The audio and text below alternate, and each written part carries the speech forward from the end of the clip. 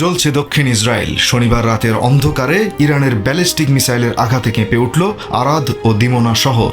ইসরায়েলের গর্বের আকাশ প্রতিরক্ষা ব্যবস্থা আয়রন ডোম আরও একবার ব্যর্থ। অন্তত 2টি শক্তিশালী মিসাইল আছড়ে পড়ল ইসরায়েলের জনবসতিতে। ভয়াবহ এই হামলায় প্রায় 100 জন আহত হওয়ার খবর পাওয়া গেছে। এর মধ্যে জীবন মৃত্যুর সন্ধিক্ষণে রয়েছে 12 বছরের এক কিশোর এবং 5 বছরের একটি মেয়ে শিশু। তাদের অবস্থা আশঙ্কাজনক। রক্তে রঞ্জিত হয়েছে দক্ষিণ ইসরায়েলের রাজপথ।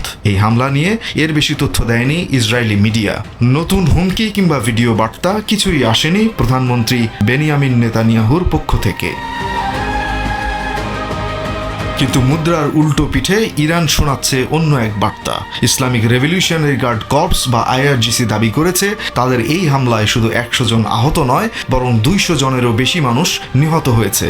ইসরায়েলের আরাদ, দিমোনা, ইলাত, বিরশেবা ও কিরিয়াত গাত শহরের গুরুত্বপূর্ণ সব সামরিক স্থাপনা ও নিরাপত্তা কেন্দ্র মাটির সাথে মিশিয়ে দেওয়া হয়েছে বলে দাবি তাদের। যুদ্ধ শুরুর পর ইসরায়েলের বুকে এটি ইরানের সবচেয়ে সফল ও ধ্বংসাত্মক হামলা।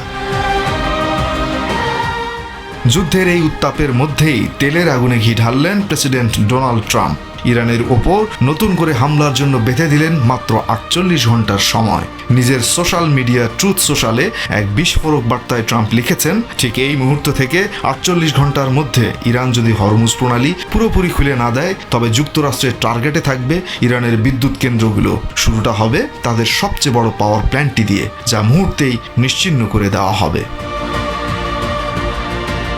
তবে ট্রাম্পের এই হুমকির জবাবে ইরানও বসে নেই। তেহরান থেকে এসেছে পাল্টা এবং অত্যন্ত কঠোর হুঁশিয়ারি। ইরানের সশস্ত্র বাহিনীর যৌথ কমান্ড সাফ জানিয়ে দিয়েছে, যদি আমাদের জ্বালানি ও বিদ্যুৎ অবকাঠামোতে একটিও হামলা চালানো হয়, তবে মধ্যপ্রাচ্যে যুক্তরাষ্ট্রের যত জ্বালানি স্থাপনা আছে তার সবকটি হবে আমাদের লক্ষ্যবস্তু। অর্থাৎ আঘাত করলে পাল্টা আঘাতে ছাই হবে সব। 48 ঘন্টার এই ডেডলাইন কি তবে বিশ্বকে ঠেলে দিচ্ছে আরও একটি বড় যুদ্ধের দিকে?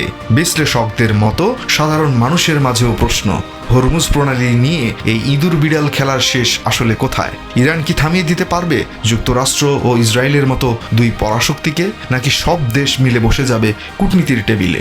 সময়ই বলে দেবে এসব প্রশ্নের উত্তর। আন্তর্জাতিক ডেস্ক, RTNN।